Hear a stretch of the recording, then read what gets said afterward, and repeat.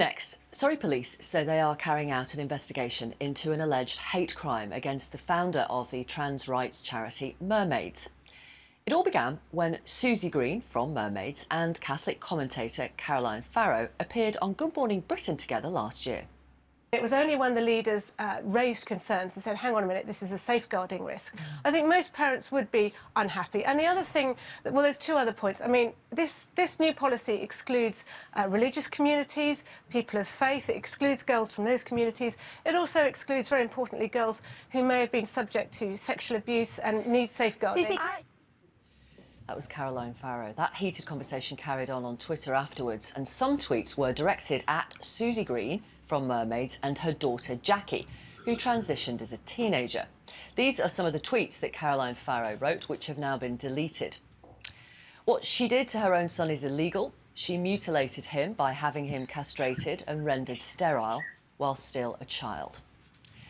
Susie Green may feel that giving her son off-label illegal medication aged 11 and drastic surgery was the path of least harm in her circumstances, but she shouldn't project and impose it on other vulnerable kids as best practice. Another, when you criticise Susie Green for castrating her 16-year-old son, she writes pages of cant describing her journey and reporting you to the police for hurting her feelings. And one more. I think it's time everyone called out Susie Green and Mermaids policy for what it is: child abuse. Now, all those were posted on October the 4th last year. Susie Green then contacted the police. Let's talk to her now. Tell us why you contacted the police, Susie. Every day, my daughter is misgendered online. People send me tweets, emails, etc. So this isn't something that's uncommon. What was uncommon about this was a journalist who had a public platform who used that to send very deliberately malicious and nasty messages. And it's not just the misgendering, it's actually the context that she puts it into, and that she calls me a child abuser.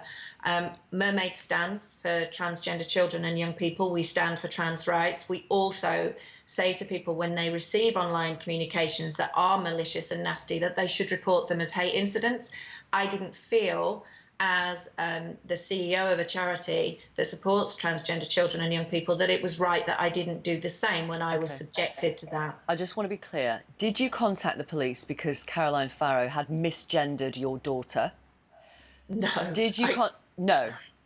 No. Did you contact the police because, amongst other tweets, I mean, we read them out there, she was accusing you of child abuse?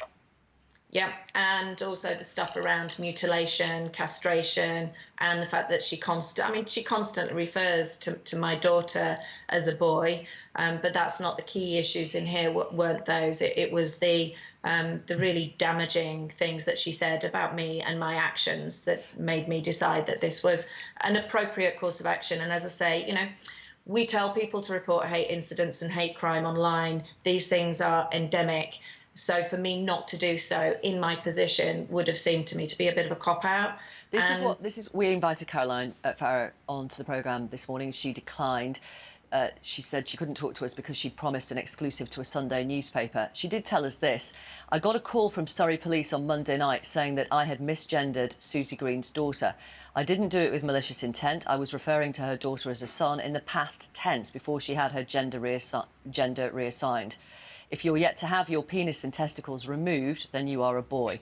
In any case, it was a Freudian slip. The CPS said I have to come in and do an interview under caution. Susie says she found my tweets spiteful and distressing, which wasn't the intention, but even if it was, should that be a crime? I don't know when the interview will take place. It's in the hands of the lawyers. How do you react to that? I think that an inadvertent slip really doesn't cover the things that she has said in those tweets. I think to me, this appears to be disingenuous, especially since she's removed them, so nobody could actually reference them themselves to see what was said. I think that she's saying that Jackie is, before surgery, should be referred to as male is actually completely and totally wrong and goes against the Equality Act 2010. And all of that may be true, Susie, sorry to interrupt. Yeah. But is it a police matter? That's what critics argue. They say this is wasting their time. What do you say to that? I say that that's up to the police to decide. I reported this to them and I asked them what they thought, what they considered. They said they would look into it. The one thing that the police officer I spoke to said to me is, what do you want to achieve from this? And all I said, I want it to stop.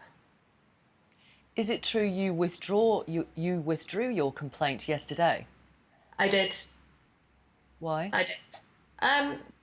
Because if I'd have continued the complaint, then Caroline Farrow would have had the platform to continue to spread misinformation about what actually happened on this occasion, because obviously being involved in an investigation would have meant that I couldn't talk about what had actually been put online by a journalist with this social media platform, that I wouldn't have been able to discuss it because it could have gone against any possible court case.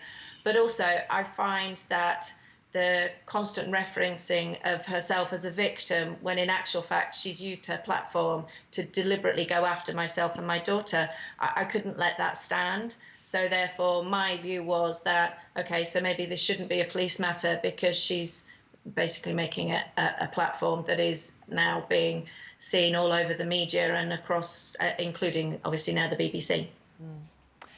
I'm going to come back to that police point, and it's what people say all the time. They are stretched, they are stretched with knife crime and all sorts of other reasons. What you might describe as urgent life and death matters. Is alleged hate crime an urgent life and death matter? Okay, so a young person literally a few weeks ago killed herself because of online hate directed at her. So what you're saying is that if it's not something that is life or death or immediate, that we should ignore this and we should let hate stand. I don't agree with that under any circumstances. I don't think that any hate should stand. And I also think that the damage done by online communications is absolutely immense. And to say that this is not as important as other things, well, the police need to make those decisions. The CPS make those decisions. I don't. What I did was followed through because I found something deeply upsetting. I know that my daughter sees these things and she finds them deeply upsetting. And as an organisation that stands up for a minority that is constantly targeted by this kind of abuse, I felt that I had to do something. Thank you very much for talking to us. Thank you. Thank you. Susie Green, the CEO of Mermaids. Surrey Police say this. We received an allegation on the 15th of October last year in relation to a number of tweets which were posted. A thorough investigation is being carried out to establish whether any criminal offences have taken place. A 44-year-old woman has been asked to attend a voluntary interview in relation to the allegation as part of that ongoing investigation. Still to come on the programme, new evidence that if you smoke, how